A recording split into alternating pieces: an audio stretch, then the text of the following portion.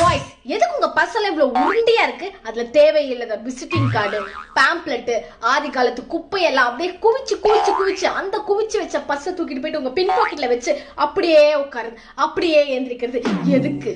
இந்த மாதிரி பர்ஸை நீங்க உருண்டையா பின்னாடி பாக்கெட்ல வச்சீங்கன்னா இங்க இருக்கிற இடுப்பு இப்படி மேலே ஏறுற மாதிரி இருக்கும் அண்ட் இந்த இடுப்பு இப்படி கீழே இறங்க ஆரம்பிக்கும். இங்க வந்து அதிகமான ஸ்டிஃப்னஸ் அண்ட் மசில் இம்பேலன்சஸ்னால உங்களுக்கு லோவர் பேக் பெயின் வரதுக்கு நிறைய சான்சஸ் இருக்கு. அது மட்டும் இல்லங்க, இங்கதான் உங்களோட சயாட்டிக் நர்வ் பாஸ் ஆகும். இந்த வெயிட் பர்ஸ அந்த சயாட்டிக் நர்வ் மேல போட்டு இப்படி நம்ம அழுத்தம் கொடுக்கும் போது தான் உங்க கால் விரல் எல்லாம் மறுத்து போற மாதிரியும் குத்துற மாதிரியும் இழுக்கிற மாதிரியும் உங்களுக்கு ஸ்டார்ட் ஆகும். உங்களோட பின் தொடையிலயும் ஆரம்பிக்கும் அந்த வலி எல்லாம்.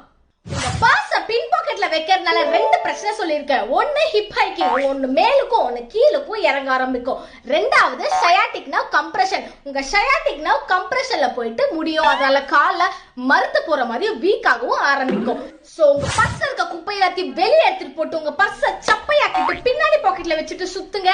இல்ல நான் குப்பையோட தான் சுத்துவேன் அப்படின்னா பர்ஸ முன்னாடி பாக்கெட்ல வச்சுட்டு தாராளமா சுத்துங்க. இந்த பர்ஸ் வச்சுட்டு சுத்துற எல்லா பசங்களுக்கும் இந்த பாய்ஸ்க்கு ஷேர் பண்ணுங்க. For more updates, follow me.